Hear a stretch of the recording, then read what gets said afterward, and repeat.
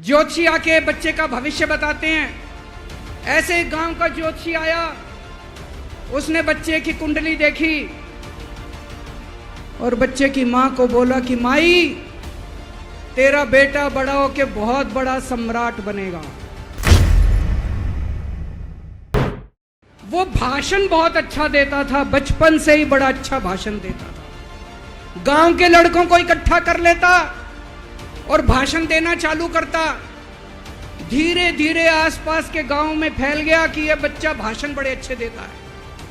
आसपास के लड़के भी इकट्ठे हो गए और जो मर्जी टॉपिक हो भाषण देना चालू कर देता और रुकता ही नहीं था, घंटों घंटों तक भाषण देता रहता।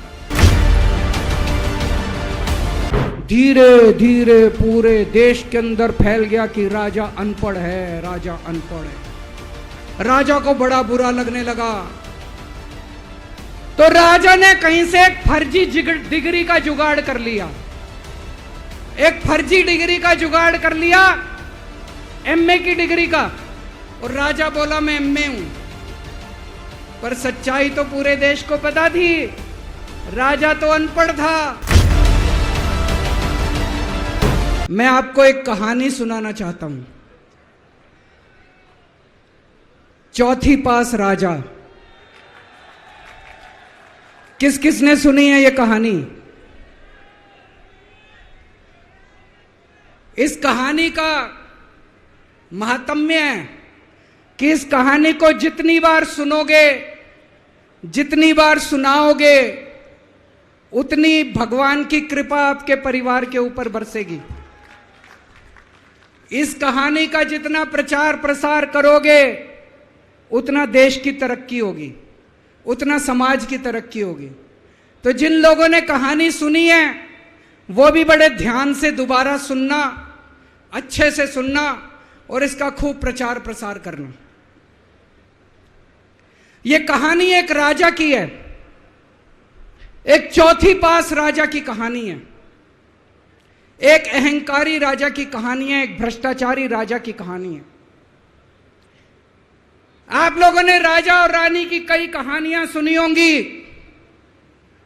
इस कहानी में राजा तो है, रानी नहीं है।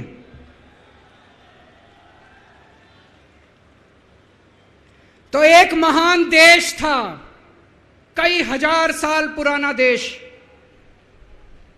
उस देश के एक गांव में एक बच्चा पैदा हुआ, बहुत गरीब घर में एक बच्चा पैदा हुआ। तो जैसे गांव के अंदर बच्चा पैदा होने पे ज्योतिषी आते हैं, ज्योतिषी आके बच्चे का भविष्य बताते हैं। ऐसे गांव का ज्योतिषी आया, उसने बच्चे की कुंडली देखी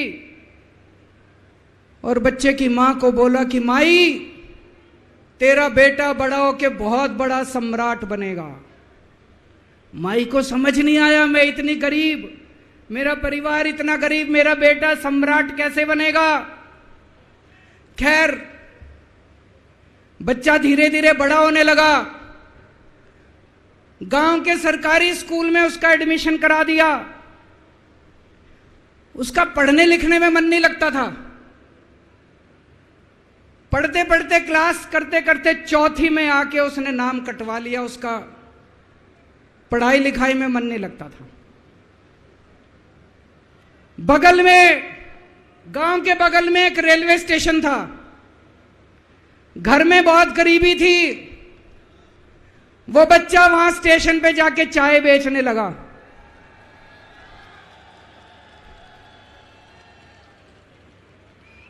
चाय बेच के अपना गुजारा करता था।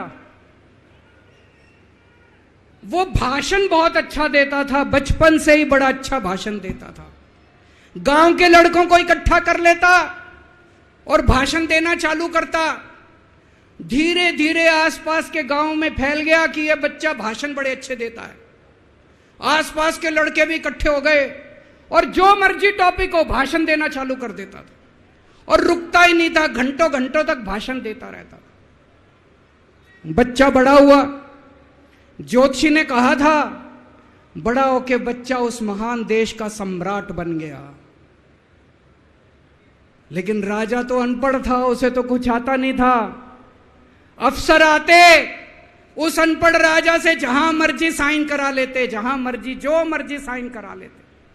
वो राजा अनपढ़ था, उसे लगता था मैं अगर अफसरों से पूछूंगा तो मेरी कमजोरी सबके सामने प्रकट हो जाएगी, अफसरों को लगेगा मेरे को कुछ आता नहीं है। अफसर जो मर्जी लेके आते थे वहां साइन कर देता था। वो धीरे धीरे पूरे देश के अंदर फैल गया कि राजा अनपढ़ है, राजा अनपढ़ है।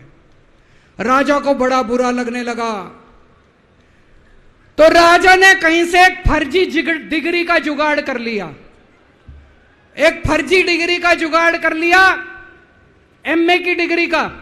और राजा बोला मैं एमए हूं, पर सच्चाई तो पूरे देश को पता थी, राजा तो अनपढ़ था। धीरे धीरे राजा अहंकारी भी होता गया, अहंकारी राजा और ऊपर से अनपढ़। जो मर्जी उस राजा के पास जाता और राजा से कुछ भी पास करा के ले आता।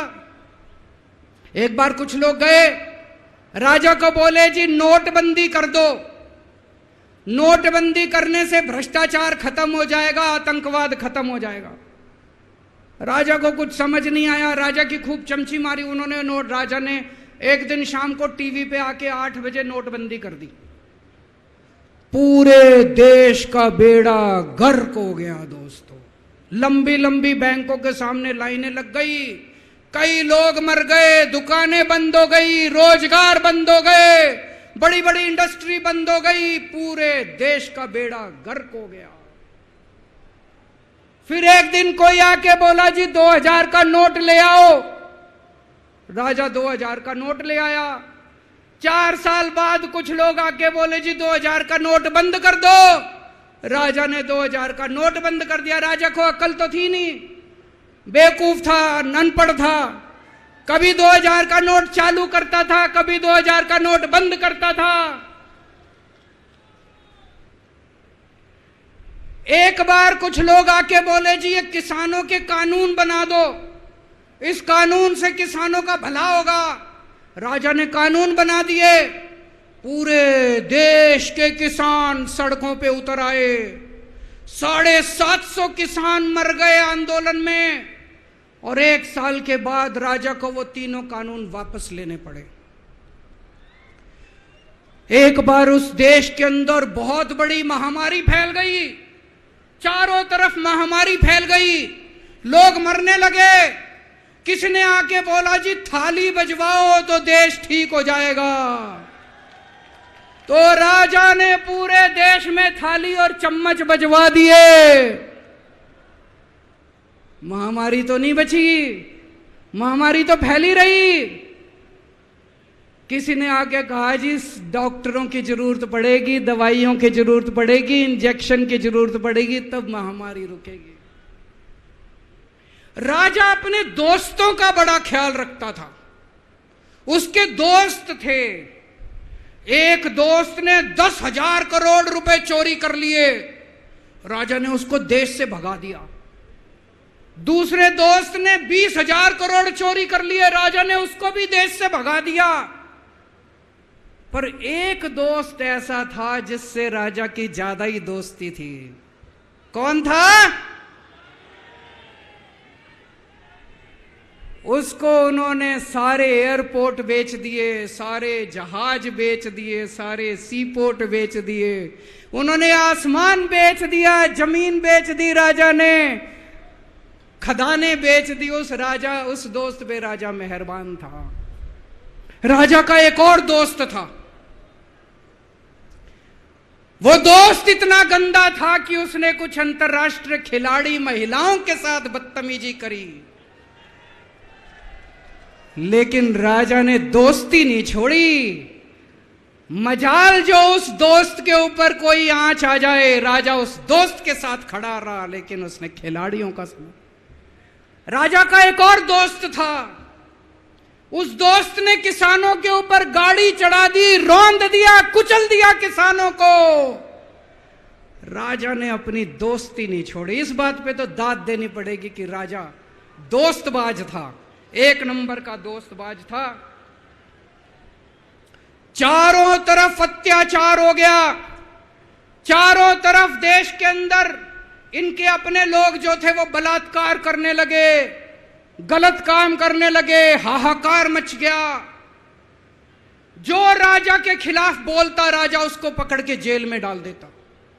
एक दिन एक पत्रकार ने कार्टून बना दिया राजा के खिलाफ, उस पत्रकार को उठा के जेल में डाल दिया।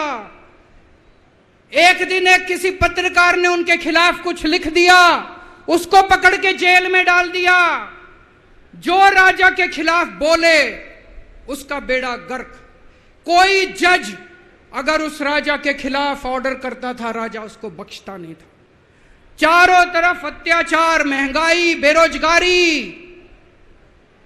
ऊपर आसमान में देवता ये सब देख रहे थे कि पृथ्वी के ऊपर कितना घनघोर अत्याचार हो रहा है।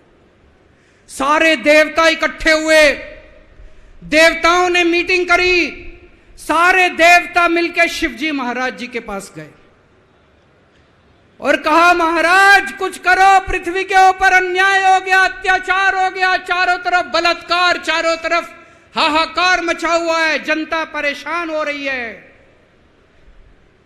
पृथ्वी जी, शिवजी महाराज जी ने अपनी तीसरी आंख खोली और दोस्तों यहां प्रचंड पृथ्वी के ऊपर अजीब अजीब घटनाएं घटने लगी।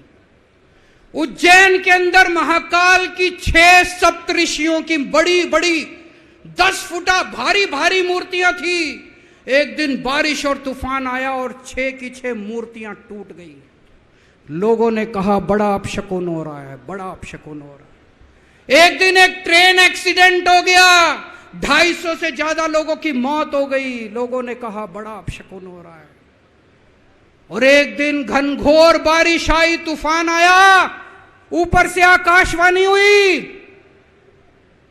सारे देश की जनता को भगवान ने कहा कि आप महान देश के लोग हो, क्या कर रहे हो, उठो, खड़े हो जाओ और इस अहंकारी राजा के खिलाफ सब लोग मिलकर आवाज उठाओ। भगवान आपके साथ है।